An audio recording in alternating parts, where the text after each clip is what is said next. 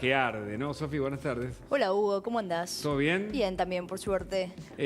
Algunos ya hablan de una inflación de enero de 25%. ¿Qué se puede intuir a esta altura? Bueno, ese fue el nivel que tuvo en diciembre, 25%. Se estima que podría ser el mismo nivel en enero, febrero. Hay que ver, hay aumentos que se vienen. Enero no hay pautado ninguno más allá del de transporte que empezó a regir hoy. Recordemos que a partir de hoy ya el boleto de colectivo, el tramo mínimo, pasó a ser 77 pesos, pero se habla de que el aumento fuerte vendría a partir de febrero, cuando llegaría ya cercano a 150 pesos. Ahí vemos, fue un aumento de 45%. Algunos de vuelta, siempre que hablamos de este tema nos dicen en el interior que el boleto de colectivo vale mucho más que 77 pesos. Por ejemplo, en Mar del Plata vale 297, si no me estoy equivocando. Bueno, la idea del gobierno es tender por ahí a esos niveles. A partir de febrero habría otro aumento más, es decir, en 15 días nada más. Y a partir de febrero hay que ver si se aplican los aumentos ya de gas, por lo menos. Hay que ver qué pasa con electricidad, si no es febrero es a partir de marzo. Pero bueno, creo que el dato de hoy fue la canasta básica, Hugo. Salió ahí cuánto necesita una familia tipo para no ser pobre en Argentina. Ahí lo vemos. Acá estamos viendo. Esta es la canasta básica, dice que... Esta creo que es la canasta básica alimentaria, que muestra cuánto necesita una familia para no ser indigente, y tuvo un aumento de 30%, que es un número para asustarse, porque la inflación estábamos diciendo que fue 25%, pero los precios de los alimentos que necesita una familia para no ser indigente aumentaron por arriba de ese promedio, 30%, y seguramente eso tendrá un impacto en la estimación de pobreza del segundo semestre, que la vamos a conocer el año que viene, pero estamos viendo acá cuánto necesita una familia. Esto no es una familia tipo, sino es un adulto. ¿Cuánto necesita un adulto? Esto per cápita. En promedio, claramente, es más o menos 80, casi 78.000 pesos. Necesita una persona adulta para no ser indigente en Gran Buenos Aires. ¿Qué se ve hacia adelante, Sofía, por los datos que manejas? ¿Que la tendencia a la inflación puede ir a la baja o vamos a estar con estos niveles buena parte del año? Bueno, ahí las estimaciones hablan de que puede pasar cualquier cosa. ¿Por qué no te podemos decir algo, una respuesta oficial? Porque no sabemos qué va a pasar con los aumentos programados en servicios. Esto estamos hablando de vuelta, tarifas de luz, gas sobre todo, prepagas va a seguir subiendo. ¿Qué va a pasar con cuotas de los colegios privados? Lo que venimos viendo, sobre todo en diciembre, fue que aumentaron muy fuerte los precios de los bienes. ¿Qué son bienes? Alimentos, por ejemplo, o ropa e indumentaria, productos tangibles. Bueno, lo que se espera esta primera parte de este primer trimestre del año es que aumenten servicios más que bienes. Alimentos vienen subiendo mucho, pero se desaceleró un poco estas subas. Ahora lo que va a impulsar el índice de inflación van a ser los servicios. De nuevo, tarifas de gas, tarifas de luz, transporte, o sea, boleto de colectivo, boletos de tren. ¿Qué pasa con prepagas? ¿Seguirán subiendo? Prepagas es una locura lo que ha subido, pero yo pienso en los boletos, no es equiparable, ¿no? Porque esto lo miramos no para ver lo pasado, que ya pasó, sino para entender si es lo mismo, la misma proyección para este mes que estamos transcurriendo, ¿no? Para enero, si se repite lo de diciembre, bueno, recordemos que en diciembre hubo una fuerte devaluación, el tipo de cambio oficial pasó de alrededor de 366 a 800 pesos, eso fue lo que impulsó principalmente la inflación de diciembre. Claro. Hacia adelante, de nuevo, ¿qué es lo que espera el gobierno? ¿Cuál es la estrategia oficial? Bueno, por un lado, que la recesión le ponga un techo al traslado de precios. Llega un punto donde el poder adquisitivo ya no aguanta más, y entonces lo que dicen el gobierno es, bueno, subirán de precios hasta que ya no haya quien les compre, y ahí se empezará a mermar ese aumento. Y por otro lado, la apuesta del gobierno es que haya más oferta, que haya más producción, y eso haga que haya más competencia y también más difícil de subir precios. Se ve complicado porque, como decíamos, hay muchos aumentos que estaban atrasados y que ahora van a empezar a subir, a descongelarse. Sí, doctor. En cuanto al aumento de las prepagas, les quiero contar que la estimación que hacen las estructuras que tienen que ver con el seguimiento de las prepagas es que puede abandonar, o sea, tendrán una pérdida en términos de adherentes del cerca del 5%. Pero que hay un margen importante a través del cual o por el cual mucha gente va a poder seguir pagando su cuota. El punto es este, les cuento rápidamente. El punto es que seguramente la gente que se puede mudar de un sistema prepago al sector público o a una obra social sindical, si la tiene en origen, es la gente más joven. La gente más grande va a quedar esclavizada de su sistema prepago. Y esa es la gente que mayor consumo genera en cuanto al tema de la salud. Motivo por el cual van a quedar los temas de medicina prepaga con gente muy grande que consume mucha salud y que paga una cuota que va a tener que aumentar nuevamente. Es una especie de círculo vicioso en el cual vamos a terminar enredados todos, generando un sistema de salud que puede llegar a ser en algún momento ineficiente. Exacto. Perdón, quería agregar esto. No, está perfecto. Cuando uno habla con las empresas de medicina prepaga, ellas muestran que tienen un atraso en sus ingresos, claro. Que de vuelta, que siempre lo que decimos es razonable. Cada sector de la economía va a venir y va a decir que en el último tiempo les aumentaron por debajo de lo que subieron sus costos. Es verdad, en el caso del sistema de salud es verdad. En la mayoría de los sectores vas a ver que es verdad, tanto en combustibles es verdad, tarifas de luz y gas también, todos somos conscientes de que están atrasados. Acá el problema o el miedo que tienen los economistas es qué pasa si van todos juntos a intentar recuperar sus ingresos. Ahora ya se sienta Luciano Fusaro, ¿no? Vamos a hablar de transporte. Pero yo pienso, ¿75 pesos vale el boleto? No porque no quiero que nadie me tire con ningún tomate, pero 75 pesos, ¿qué vale en la Argentina? Sí. O sea, perdón, ¿no? Creo que no compras un caramelo. Es que cada vez que hablamos de este tema, nos escriben todas partes del país. ¿Viste? Porque si no, decimos, por supuesto que si todo pudiera ser gratis, que sea gratis, pero te das cuenta que vale menos que un caramelo el boleto de... Sí, este es el tramo mínimo, o sea, es decir, 3 kilómetros pasa a valer 77 pesos. Es una suba después de todo de 45%, pero de vuelta. Pero fíjate cómo está, o sea, había una distorsión que no se comprende. No, o sea, vivíamos en una fantasía abrumadora. Por eso el desgaste de la dirigencia política. Por eso la gente se cansó. Yo creo que se cansó no solo por los malos resultados, sino porque yo creo que finalmente el ser humano no puede vivir todo el tiempo inserto en una burbuja, ¿viste? de fantasía, ¿entendés? Sí, que qué sé yo. Ahora los escuchás algunos que ya están reconociendo, bueno, lo de la reforma laboral, le dicen, che, no va, cada vez menos laburo. Si alguien quiere ir y pedir un trabajo, sí, pero no me pongas en blanco si no pierdo el plan. Claro. No funciona eso, no hay ¿cómo? Vos entonces trabajás, pero no trabajás para cobrar el plan y que los del plan no se enteren que vos estás trabajando. ¿Te das cuenta que es como un chino? No, es un montón, como dicen ahora. Es un montón. No, es que desde ya que es insostenible que paguemos 77 pesos mínimo el boleto de colectivo. ¿Por qué? Porque no es que vale eso. En verdad el costo real del servicio es mucho mayor, solamente que lo complementa el Estado con subsidios. Creo que pagamos menos del 20% de lo que cuesta en verdad. O sea, es muy poco y el resto lo paga el Estado. ¿Y qué es lo que dice el gobierno? Dice, nosotros esto que estamos pagando de subsidios, en verdad, nos damos vuelta y es emisión monetaria. O sea, le pedimos al Banco Central que imprima dinero para financiar esto y es más inflación y es regresivo porque en todas partes del país están subsidiando el boleto colectivo en el área metropolitana. Eso es entendible. Acá creo que la preocupación que hay es, ojo, si todos los sectores o todos intenta arreglar en poco tiempo al mismo tiempo. ¿Cómo hacemos? Llega un punto que el bolsillo no va a aguantar, pero estamos todos de acuerdo que 67 pesos, boleto mínimo del colectivo, es inviable, no es sostenible. Lo mismo en la energía, hay un montón. Ahora, también es cierto, y por ahí lo vi interesante, ¿no? Que la Argentina cuando entra en el periodo vicioso, esto lo pongo yo, pero va como al extremo, ¿viste? Llega un momento en donde no da más, ¿viste? Donde el paciente se está a punto de morir y ahí el ajuste, ¿no? Empieza la dieta y todo, ¿viste? El círculo virtuoso, ¿no? Y de nuevo, hace el círculo virtuoso un tiempo, que ello ajusta todo, se pone más o menos bien y de nuevo, ¿viste? Claro. Y es como algo de nunca acabar. Claro, por eso lo que dicen desde el gobierno es nosotros ahora con el DNU y con la reforma de la ley bases queremos modificar esto mucho más allá que el propio periodo que da el gobierno. Veremos a nivel económico. Por ahora, la economía, ¿qué señales está mostrando?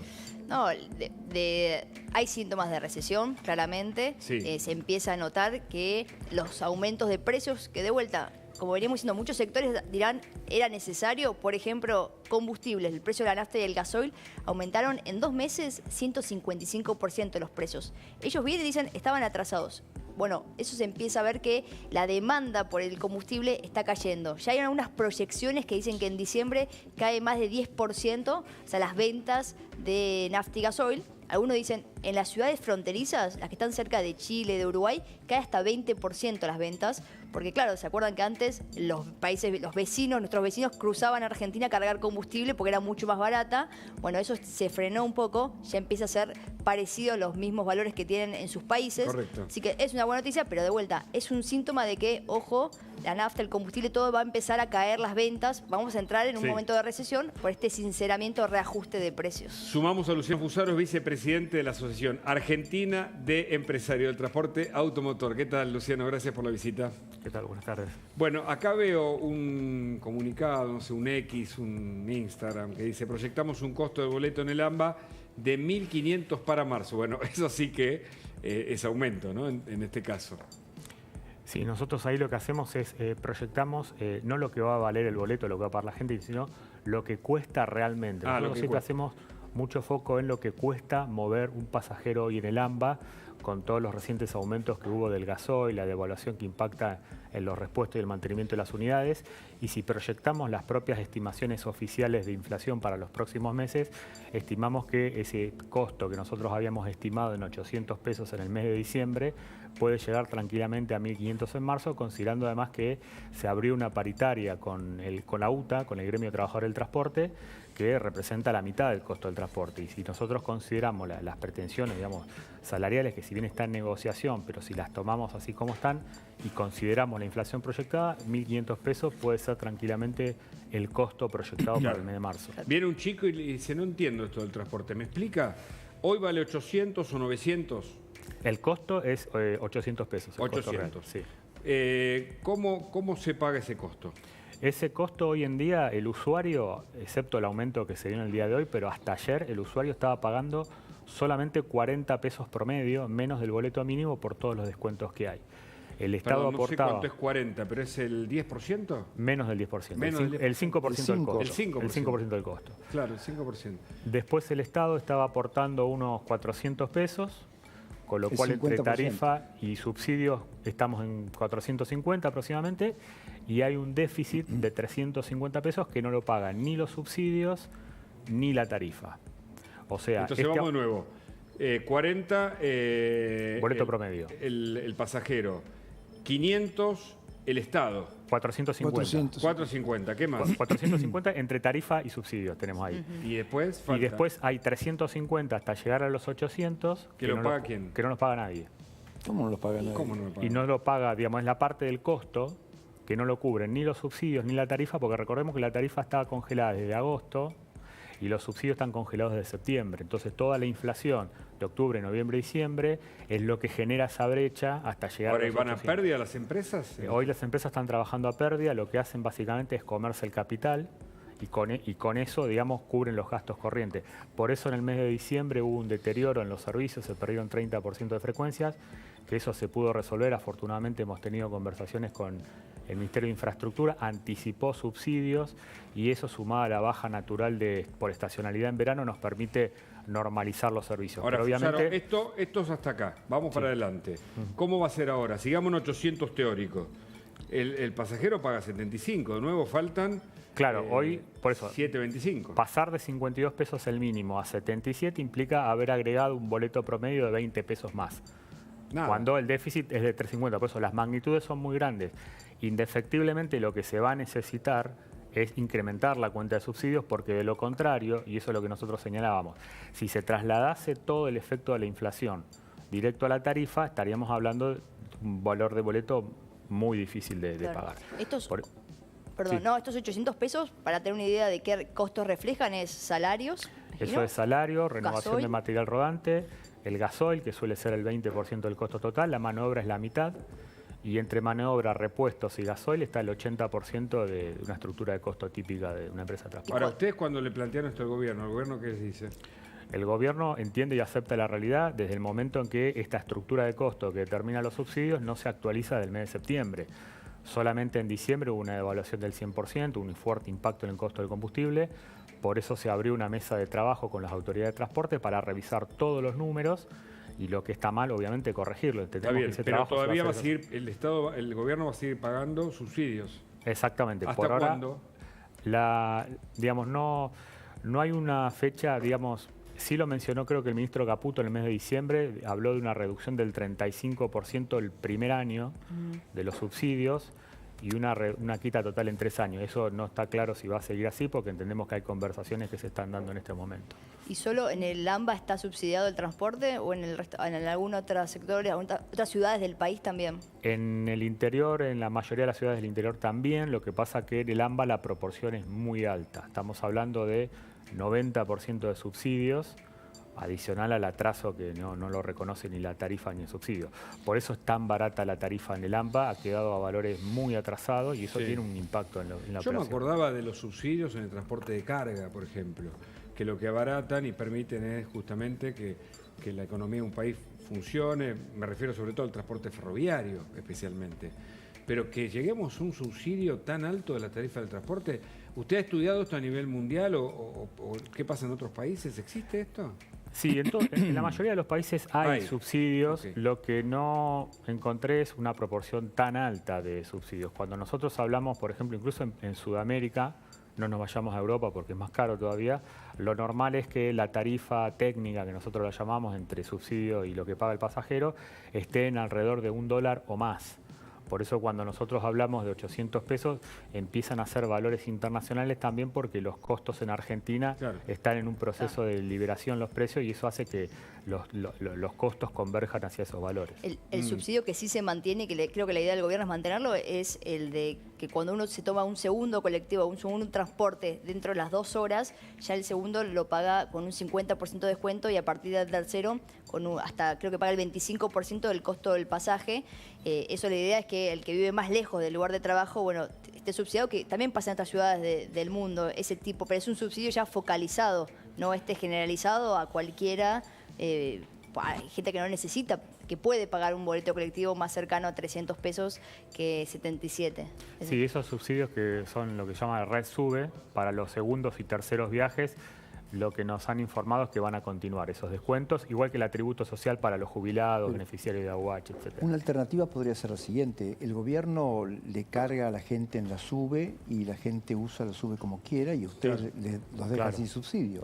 Bueno, el gobierno dijo que va a hacer eso, que es algo que nosotros estamos de acuerdo, digamos, las empresas no queremos subsidio, que en todo caso se establezca un subsidio a la demanda donde recibe el beneficiario en la SUBE o con un mecanismo similar directamente el beneficio en su cuenta. Entonces las empresas cobran tarifa plena. Ese es un mecanismo que está en estudio. ¿Cómo hacerlo? Exacto. Sí, bueno, pero si están pagando subsidios, trasladar el subsidio de uno al otro sería no, porque todavía no están, entiendo, nominalizadas. Hay que nominar las tarjetas. Hay que nominalizar las tarjetas. Es decir, que cada uno tenga una tarjeta como una tarjeta de crédito, supongamos, ¿no?